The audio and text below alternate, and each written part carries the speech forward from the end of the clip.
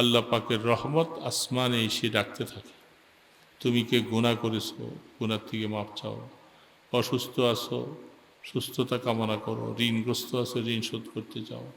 এই জন্য আল্লাহ পাকের কাছে মনোযোগ সহকারে চাওয়ার জন্য সবচেয়ে সুবর্ণ সুযোগ হলো রাত্রির শেষ ভাগ। এই সম্পর্কে কোরআনে অনেক আয়াত আছে। যদি এই ধরনের মানুষ জমিনে নাই থাকবে তাহলে আয়াতগুলি আল্লাহ দিতেন না। বোঝা যাচ্ছে যে এই ধরনের মানুষ জমিনে থাকবে। এই জন্য কোরআনেও আল্লাহ পাক বলছেন যে রাত্রির শেষ ভাগে যারা উঠে আমার কাছে মাপ চায় আমি তাদেরকে মাফ করে দেব। অনেক আমার বান্দা আছে যারা রাত্রির শেষ ভাগে আরামের বিছানাটাকে হারাম করে তার পিঠটাকে বিছানার থেকে আলোক করে। আল্লাহ পাক এই সমস্ত আয়াতগুলি বলছেন। এই জন্য ভাইয়েরা, এটা যদি আমরা না করি, করবে কারা?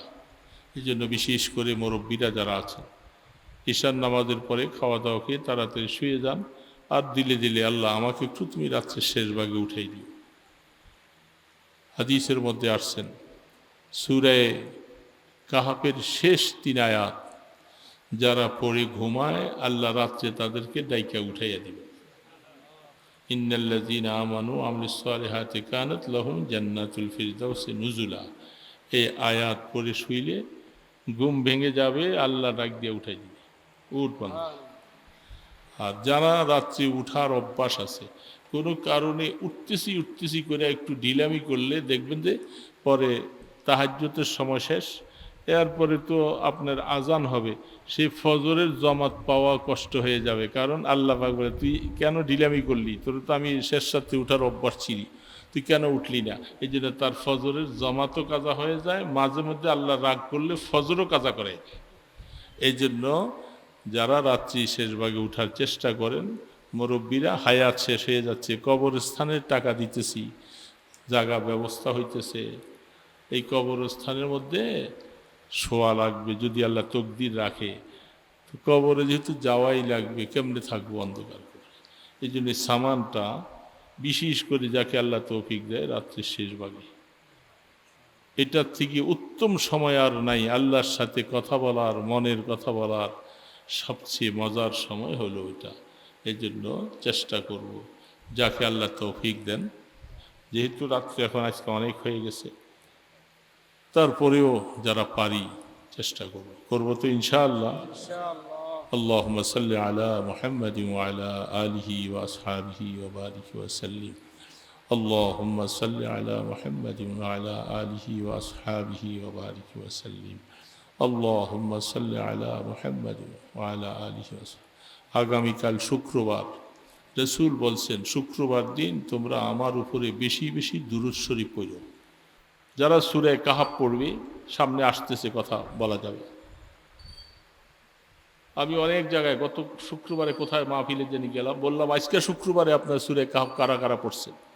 হাত তুলে দেখি যে মুষ্টিময়। সেখানে অনেক ওলামারাও ছিল, ছাত্ররা ছিল। বললাম আফসোসের কথা, আপনারা আমল না করলে আমল করবে কে? সূরা কাহাফটা প্রত্যেক শুক্রবারে আমল করা চাই। যারা সূরা কাহাফ পড়বে শুক্রবার দিন, যেখানে পড়বে এখান থেকে আসমান পর্যন্ত পুরা জায়গাটা নূর দিয়ে ভরপুর করে দেওয়া। কিয়ামতের ময়দানে যে দাজ্জাল আসবে কিয়ামতের আগে, সেই দাজ্জালের ফিতনা থেকে রাসূল, আজকেও আমি বুখারী শরীফ পড়েছিলাম, আল্লাহ রসুল দাজ্জালের ফিতনা থেকে সমস্ত নবী রাসূলরা আল্লাহর কাছে পানা চাইছে। আল্লাহুম্মা ইন্নী আউযু বিকা মিন মাসিহিদ দাজ্জাল। আমাদের জন্য রসুলটা সুন্নত করে দিয়ে গেছেন যে দাজ্জালের ফিতনা থেকে আল্লাহর কাছে সবসময় পানা চাইবে। যারা সূরা কাহাফ পড়বে তাদেরকে আল্লাহ পাক যদি হায়াত পেয়ে যায়, দাজ্জাল যদি চলেও আসে, দাজ্জালের ফিতনা তাকে কোনো অবস্থাতে অ্যাটাক করতে পারবে না। এটা বিশাল বড় ব্যাপার। তো সেই হিসাবে ওই সন্তানটাকে তিনি যখন মাইরা ফেলল, ছেলেটাকে, পরে এগুলার ঘটনা সব সামনে আয়াতে আসছে, বায়ান হয়েছে। এই ছেলেটার ব্যাপারে আল্লাহ পাক বলছেন তার মা বাবা নেককার, কিন্তু ছেলেটা আস্তে আস্তে করে সে বদকার হবে, সে ঈমান হারা হয়ে যাবে। সে তার মা বাবাকে পলিসি করে তার দলে নিয়ে যাবে, ছেলের কারণে মা বাবা জাহান্নামে চলে যাবে। এই জন্য ছেলেটাকে মেরে ফেলা হয়েছে। খিজির আলাইহিস সালাম জিজ্ঞাসা করছিল, ভালো করছি না মন্দ করছি? মুসা আলাইহিস সালাম যদি এটা হয়ে থাকে তাহলে ভালোই করছি। তাফসীর লেখে এই বেচারার ঘরে একটা মেয়ে সন্তান জন্ম হয়েছিল। এই মেয়ে সন্তানটা বড় হলো, দিনদার হলো, তাকে বিবাহ দিছে ভালো জায়গায়। সেই ঘরের থেকে সূত্র ধরে তার বংশের মধ্যে 90 জন নবী হয়েছে। সুবহানাল্লাহ। ছেলের থেকে ভালো হইল না মন্দ হলো? এই জন্য আবার হযরত আনফুর রহমতুল্লাহ আলাইহি বলতেন যে তুমি ছেলে মেয়ে চাওয়ার দরকার নাই, তুমি আল্লাহ পাকের কাছে কি চাইবা? বলেন বাবা কি চাইবেন? আল্লাহ তুমি আমাকে একটা নেককার সন্তান দাও, একটা নেককার সন্তান দাও, এটাই চাওয়ার। তো জাকারিয়া আলাইহিস সালামের শালী ইউহান্না, তিনি মনে করছিল হয়তো ছেলে হবে, কিন্তু হয়েছে মেয়ে। ঠিক আছে, এখন পয়গম্বর জাকারিয়া জিজ্ঞাসা করলেন মেয়েটাকে আস্তে আস্তে একটু বড় হলো, কি করা যায়?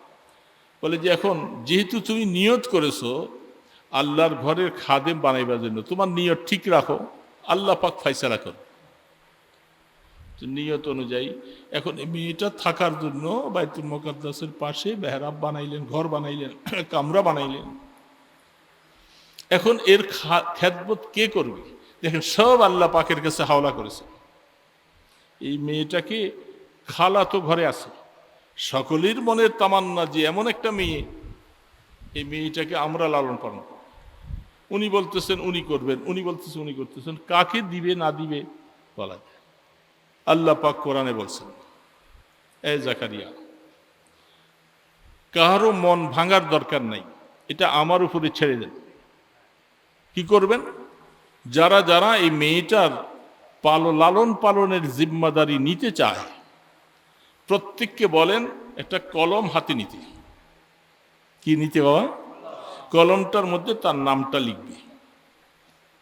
লেখা এই কলমগুলি নদীর মধ্যে ছেড়ে দেন।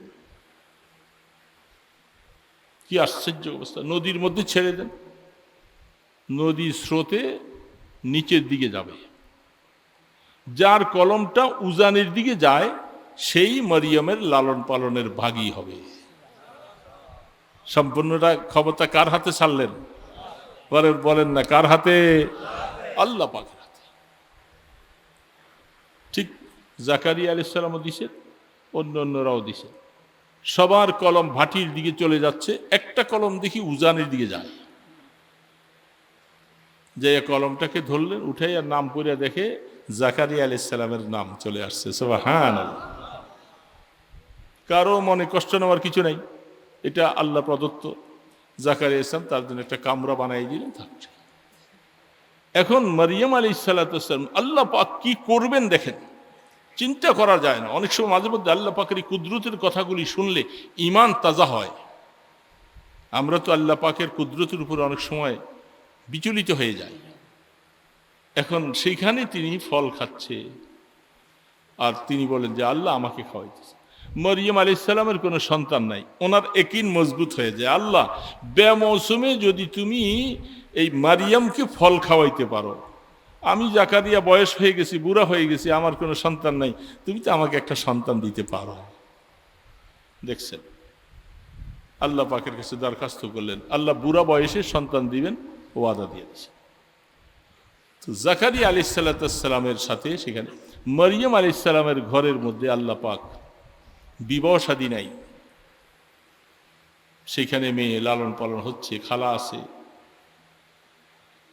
আল্লাহু আকবার। হযরত জিবরিল আলাইহিস সালামকে আল্লাহ পাঠিয়েছেন, যাও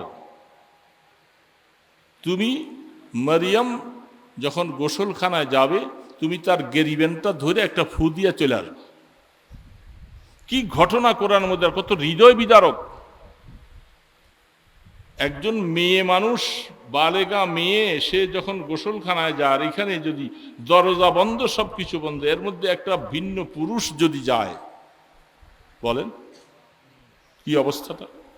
তিনি ভয়ে থরথর করে কাঁপছেন আর বলতেছেন, ইন্নী আউযু মিনকা, আমি তোমার ব্যাপারে আল্লাহর কাছে ফানা চাইতেছি, তুমি কেন এখানে আসছো এই ব্যাপারে? ইন কুনতা তাকিয়া, যদি তুমি মুত্তাকি হয়ে থাকো, ভালো মানুষ হয়ে থাকো, তুমি এখান থেকে সরে যাও। তিনি পরে বললেন, আনা রাসূল রাব্বিক, আমি তোমার রবের পক্ষ থেকে একজন দূত হিসাবে আসছি, লি আহাবা লাকে গুলামান যাকিয়া, তোমাকে একটা সন্তান দেওয়ার জন্য আল্লাহ আমাকে পাঠাইছে। হযরত মরিয়ম আলাইহিস সালাম বলতেছেন, আমার কোনো বিবাহ হয় নাই, আমি কোনো জানিয়া নয়, আমি কোনো এই গুনার কাজ করেওয়ালা নয়, আমার আবার সন্তান কি করে হবে? এটা আকল ধরে? সারা পৃথিবীতে বাপ ছাড়া ঈসা ইসলাম আসছে, আর আদম আলাইসাল্লামকে আল্লাহ পাক মা বাবা ছাড়া বানাইছেন। মরিয়ম আলাইসাল্লাম, আপনার হাওয়া আলাইসাল্লামকে আদম আলাইসালামের বাম পাজরের হাড্ডির থেকে তাকে বানাইছে। এছাড়া সারা পৃথিবীর মানুষ মা বাবার মাধ্যমে আসে, এর বিকল্প নাই। কিন্তু আল্লাহ পাক মরিয়ম আলাইসাল্লাম যে কি মুসিবত গেছে দোস্ত, তাফসীরের ভাষা বলতেছি আমি, আকল হয়রান হয়ে যায়। একজন পুতা পবিত্রতা একজন মহিলা, ওনার ঘরে সন্তান হবে, বিবাহ শাদী নেই, এটা জাতি মাইনা নিবে কি করে? এই কুদরতি কারবারটা মানুষ তো মানবে না। আর দুনিয়া বিল ওয়াসাইল লা বিল ফাজাইল, দুনিয়া উসিলা ছাড়া চলে না।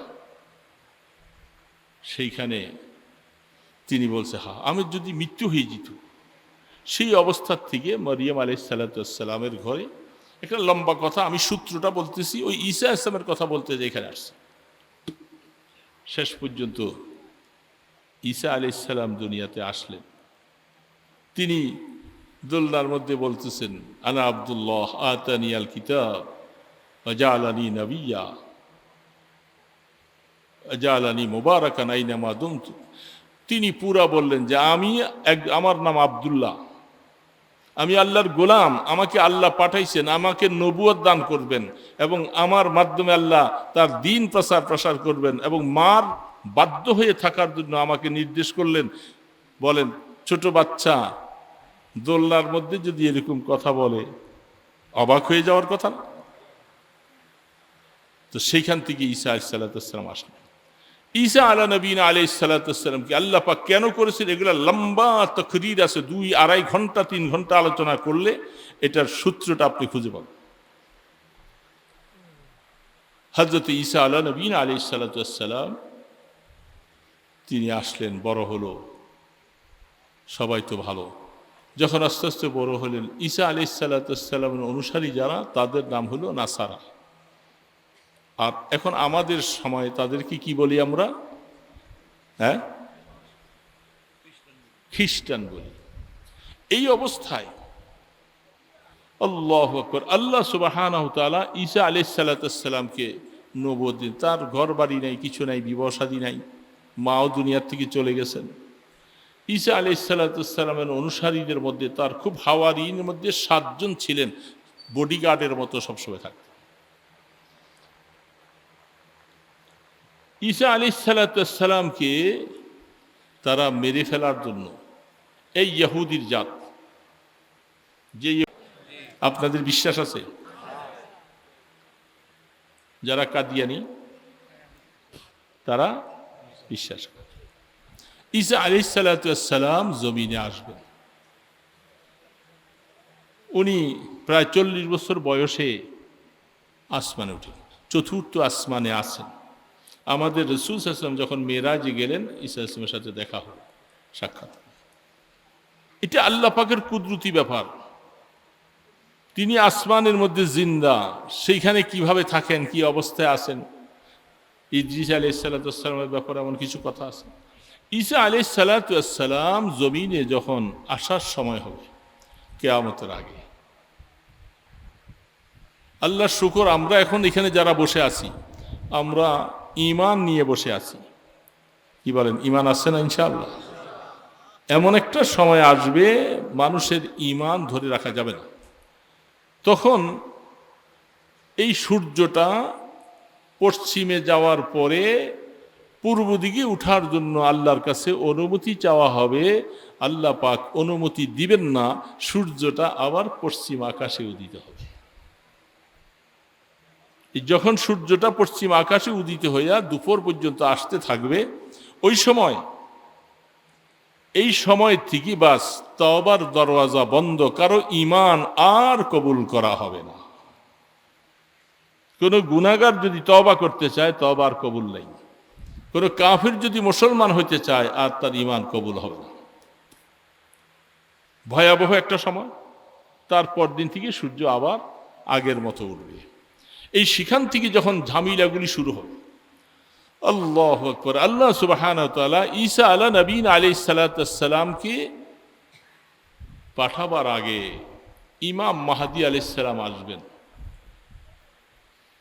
ইমাম মাহদী আলাইহিস সালাতু ওয়াস সালাম এমন সময় আসবেন, তখন মনে রাখবেন ইমানদারেরা, সেই ইমানদারেরা মিনার ময়দানে মুসলমানের ভিতরে এত লড়াই হবে, সারা মিনার ময়দানটা রক্ত স্রোত বেড়ে চলবে।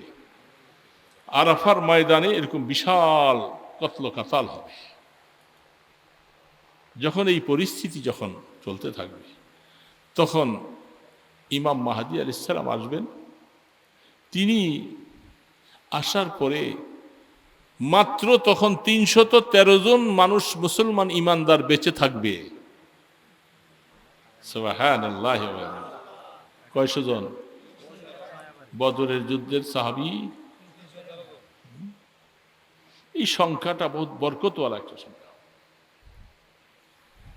ওই সময় ৩১৩ জন মাত্র বেঁচে আছে। ৩১৩ জনকে নিয়ে ইমাম মাহদী আলাইহিস সালাতু ওয়াস সালাম, তারা সকলে খবর পাবে যে ইমাম মাহদী ইসলাম বাইতুল্লাহ ঘরের পাশে আসছে। যখন এই ৩১৩ জন যখন সেদিকে ছুটবে তাকে খোঁজ করার জন্য, তিনি টের পাইয়া তিনি সফর করে মদিনা শরীফ চলে যাবেন। উনি ধরা দেবেন না।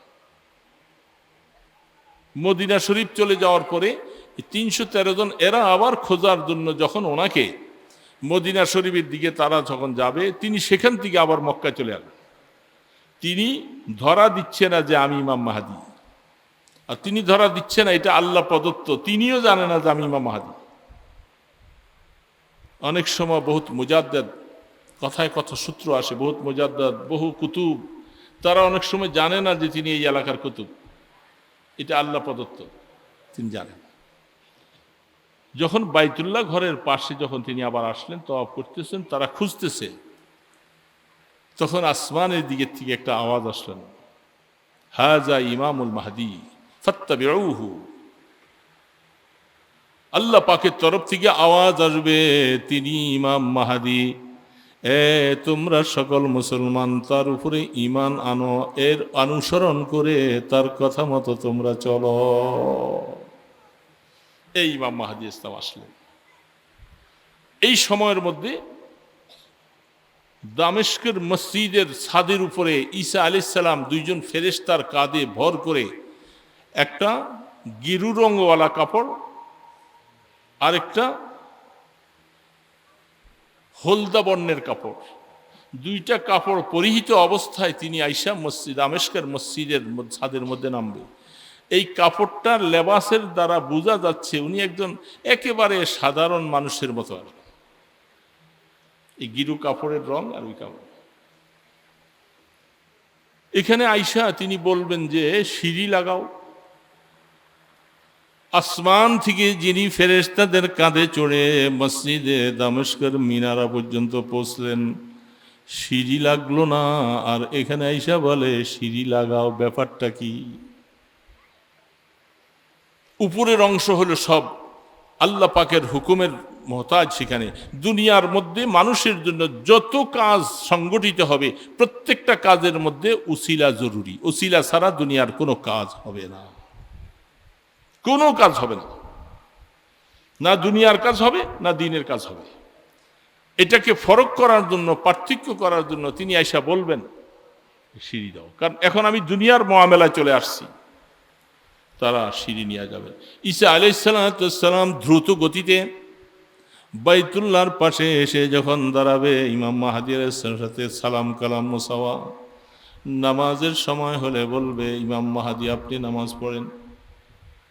তিনি বলবেন, না না, আমি নামাজ পড়াবো না, আপনি নবী, আপনি পড়ান। বলে কোনোভাবেই হবে না, এই উম্মতের দাম আল্লাহর কাছে অনেক বেশি। ওগো ইমাম মাহদী, আপনি নামাজের ইমামতি করো।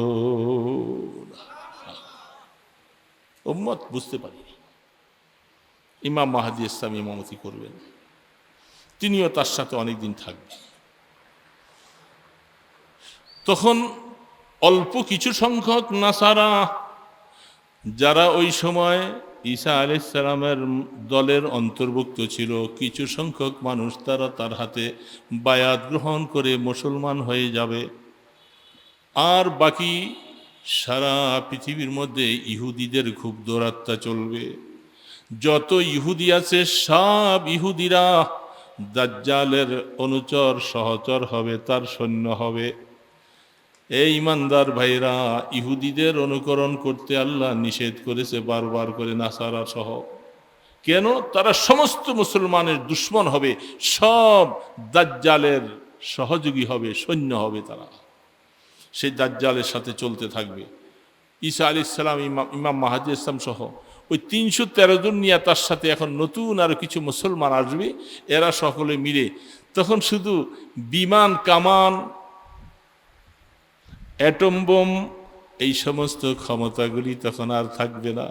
বাহ, এখন ক্ষমতার দাপট দিয়ে আমার ভাইদেরকে শেষ করে দিচ্ছ।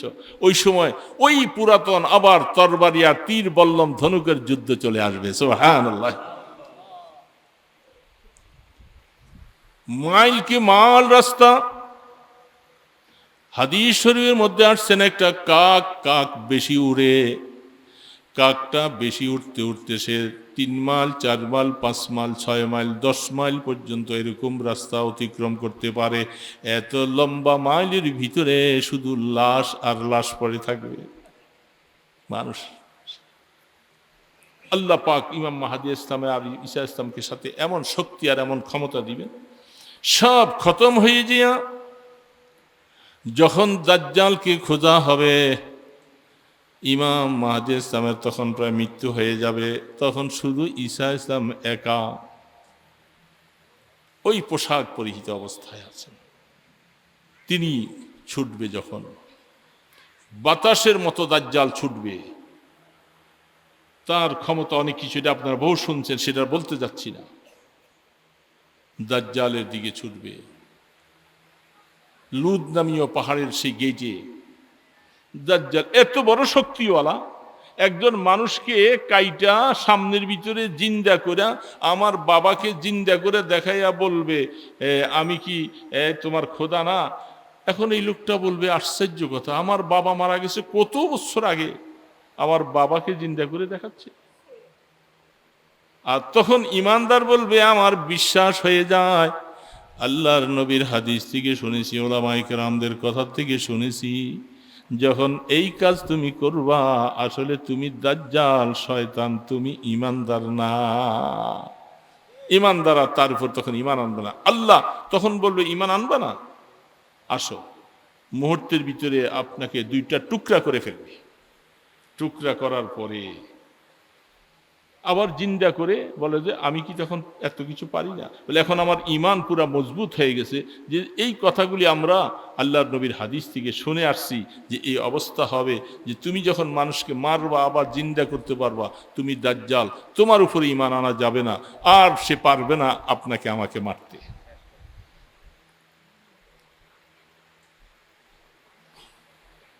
শেষটা করে দিব, কথাটা শেষ করে দিন। হ্যাঁ, কথার আর সামান্য 2-4টা কথা পয়েন্ট রয়েছে, শেষ করতে বলতেছে। আমাদের তো ওয়াজ করা এত স্বপ্ন।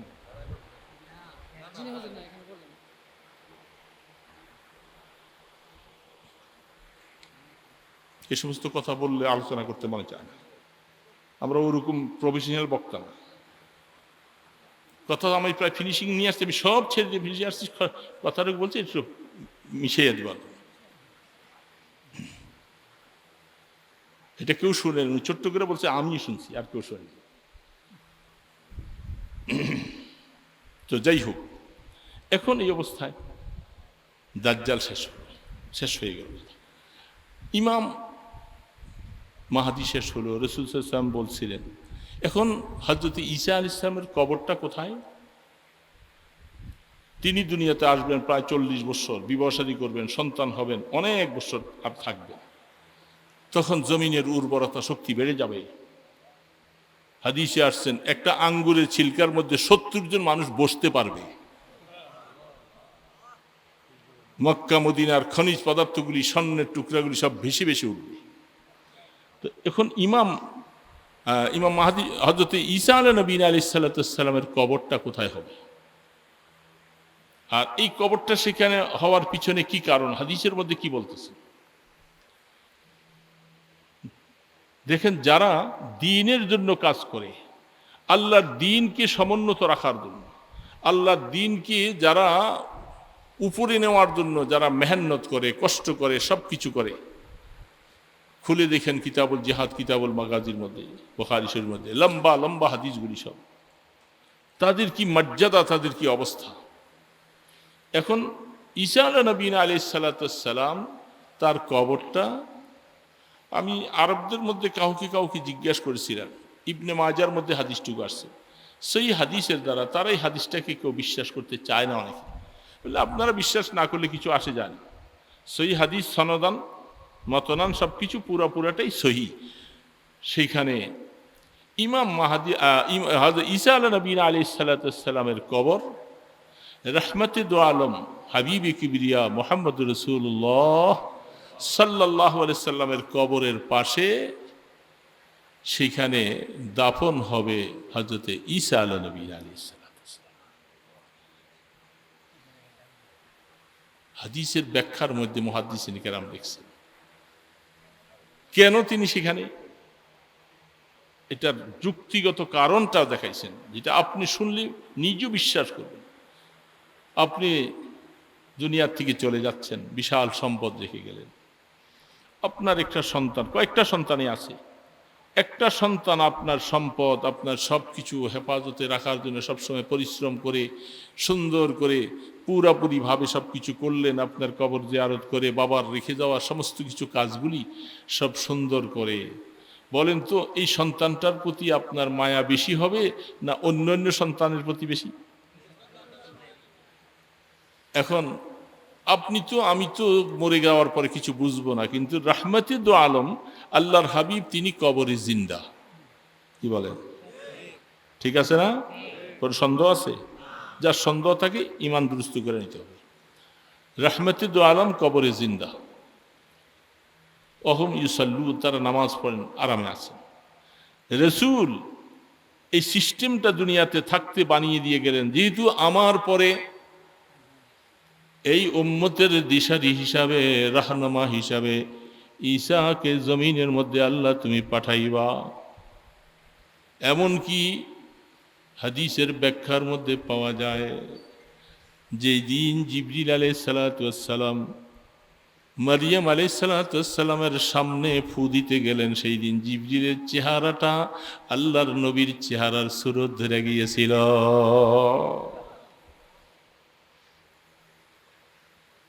কিয়ামতের ময়দানে যেহেতু মহিলাদের স্বামী যারা নেককার হবে, দুনিয়ার থেকে যাওয়ার পরে সেই স্বামীর সাথে তার জিন্দিগিটা হবে।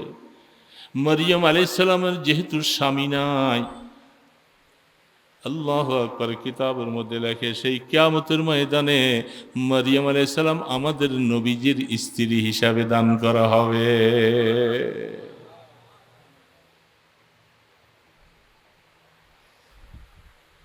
সেই সন্তান, সেই মায়ের সন্তান হযরতে ঈসা জমিনের মধ্যে আইসা আল্লাহর নবীর রেখে যাওয়া দিনটাকে বাজি করে, নিজের জীবনের উপরে চড়াও উতরাও করে, সব খতম করে, ধ্বংস করে, জমিনের মধ্যে আবার দিনটাকে কায়েম করাইয়েছে।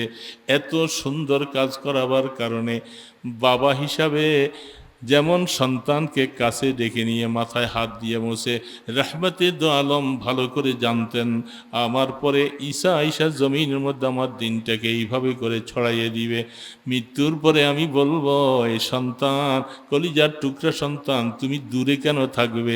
আসো আসো, আমার কবরের পাশেই তোমার স্থানটা দিয়া দিলা। সন্তানের জন্য যায় ঈসা আলাইহিস সালাম কিয়ামতের ময়দানে রসুল, আবু বকর সিদ্দিক, ওমর, ঈসা ইসলাম একই কবরের থেকে একসাথে তারা সেদিন উঠবেন। তো জমিনের মধ্যে যারা আল্লাহর দ্বীনটাকে সমুন্নত রাখার জন্য, বুখারীর মধ্যে লম্বা লম্বা হাদিসগুলি, লিতাকুনা কালিমাতুল্লাহি হিয়াল উলিয়া, যারা দ্বীনের কাজ করবে শুধু একমাত্র আল্লাহর দ্বীনটা সমুন্নত রাখার। আজকে এখানে কবরস্থান হচ্ছে, এখানে মাদ্রাসা হচ্ছে, মাদ্রাসার কাজ বাকি। মুসলমানের সামনে যদি এই সমস্ত দ্বীনি কাজ, কোথায় অন্যায় হইতেছে, কোথায় এত বড় মারাত্মক দ্বীনকে নষ্ট করার জন্য কাজ চলছে, এই সমস্ত কাজের ব্যাপারে মুসলমানরা সোচ্চার হতে হবে। তারা চুপ থাকলে পারবে না, তাদের প্রতিবাদ মুখর হইয়া এগুলাকে সমাধান দিতে হবে। সামাজিকভাবে দেখেন, গত কয়েকদিন আগে বন্দর এলাকার থেকে ফোন দিছে, কি ব্যাপার বলে, আমাদের এলাকায় একটা লোক দুই বোনকে একসাথে বিবাহ করছে। দুই বোন, এক মায়ের দুই মেয়ে, এক বেচারার স্ত্রী। হালাল না হারাম? এখন প্রথম স্ত্রী যেটা বিবাহ করছিল সেটা তো তার বৈধ স্ত্রী, পরে যেটা বিবাহ করলো এই স্ত্রীটা হলো অবৈধ। এর ঘরে যে সন্তানগুলি হয়েছে সব কিছু কি হয়েছে? জারজ সন্তান না, অবৈধ সন্তান। এখন উনি আমাকে ফোন দিয়া বলতেছে, ওই বেটা তো দুনিয়ার থেকে মরে গেছে হুজুর, এখন আমরা সামাজিকভাবে তাদেরকে বাইর করে রাখছিলাম, এখন ওই ছেলেরা বড় টড় হইয়া পয়সাওয়ালা হইয়া দাপট দিতেছে, আমাদেরকে সমাজে নিতে হবে, আমাদের পঞ্চায়েত নেওয়া লাগবে। সেই হুজুর আমরা কি করব? বলে আপনি কি করবেন বলা যায় না, এখানে আল্লাহকে ভয় করতে হবে। এই সমস্ত জারজ সন্তানকে সমাজের মধ্যে আপনাদের চেষ্টায় জায়গা দেওয়া যাবে না। সে তো দুনিয়াতেও অপদার্থ, আখেরাতেও অপদার্থ হবে। কেন তাদের কিভাবে দুনিয়াতে জায়গা দিবেন আপনারা? এই জন্য অন্যায় যদি সামাজিকভাবে এরকম হতে থাকে, গান বাদ্য অহরহ ঢোল বাজায় চলতেছে, আপনারা মুরব্বীরা চুপচাপ থাকলেন, যুবকরা এখানে আইসা তুমি প্রতিবাদ মুখর হইল না। এক কথায় আল্লাহর জমিনে আল্লাহর দ্বীনের খেলাফ যখন কাজগুলি সামাজিকভাবে হতে থাকবে, সমাজের ওয়ালাদের দায়িত্ব হয়ে যায় এই কাজগুলোকে প্রতিহত করা। কি বলেন, ঠিক না বেঠি? এরকম অন্যায় কাজগুলাকে প্রতিহত করা। আর যেগুলি সমাজের মধ্যে ইমানদারের রূহ জিন্দা করবে, তার নেক সওয়াব বাড়াই দিবে, এই সমস্ত কাজের মধ্যে আগিয়ে আসা, এটাও মুসলমানের হক, দায়িত্ব। এটা মনে রাখতে হবে। যে কারণে গোরস্থানের কাজ করা এটা জীবনের শেষ জায়গা, শোয়ার জায়গা। এখন আপনার এখানে মাটি কপালে আছে না নাই, এটা আপনি হয়তো কেউ জানে কোথায় মৃত্যু হবে, কোথায় এই জন্য এই দ্বীনি প্রতিষ্ঠানগুলি, এগুলি সমাজের মধ্যে মুসলমানদের ঈমান, আকীদা, মুসলমানের আমলকে শুদ্ধ করার জন্য এই সমস্ত প্রতিষ্ঠান দরকার। কি বলেন, আছে না নাই? মসজিদ, মাদ্রাসা, গোরস্থান, এই সমস্ত কাজের মধ্যে যারা মেহনত করবে, যেখানে এমনও আছে বহু মানুষ আছে অর্থ নাই, যেমনটা রসুল করিম সাল্লাল্লাহু আলাইহি সাল্লাম মসজিদে নববীর ইটা যখন বানায়, রসুল নিজেও ইটা বহন করে। কোবা মহল্লাতে যখন মসজিদ চলে হচ্ছেন, বুখারী শরীফ খুলে দেখেন কিতাব হাদিস, সেখানে রসুল এইভাবে মাটি বহন করে, অনেক সময় না পারার কারণে নিজের পেটের উপরে অংশ রাইখা তারপরে মাটি বহন করছে। তাহলে বোঝা যাচ্ছে এগুলি। আপনি গোরস্থান যদি যার অর্থ নাই, এরকম মানুষ খুব কমই, আমি 2 টুকরি মাটি হলেও কমপক্ষে নিয়ে ফেলাম, এটা একটা সদকায়ে জারিয়ার কাজ। এর জন্য এই কবরস্থানের যা যা প্রয়োজন, মাদ্রাসাগুলোর কিছু প্রয়োজন, আমরা সকলে যারা বেঁচে আছি, আমরা নিজেদের পক্ষ থেকে সাধ্য অনুসারে আমরা এই কাজে সহযোগিতা করব তো ইনশাআল্লাহ। তো শেষ অবস্থায় আমি এখন আপনাদের কথা হিসেবে আমরা দোয়া যাব। দোয়া তো এটাই আছে, আয়াত পড়ছিলাম, শুধু সেই 1 মিনিটে ওই কথাটা বলে শেষ করব। আমরা যারা যারা উপস্থিত এখানে আছি, এটা আমার হযরত নানুপুরি সাহেব করতেন। একটু হাতে হাতে একটু রুমাল দিয়েছিলেন, হ্যাঁ, একটু যদি কেউ বলে আমি 2 টাকা 1 টাকা 4 আনা, এরকম যদি কারো কাছে থাকেন যে এই গোরস্থানের উন্নয়নের জন্য আমার তৌফিক 4 আনা আছে, আমি 4 আনা পয়সা দিয়ে শরীর, হয়তো এই টাকাটা এখানে হাতে পৌঁছাইতে অনেকের লজ্জা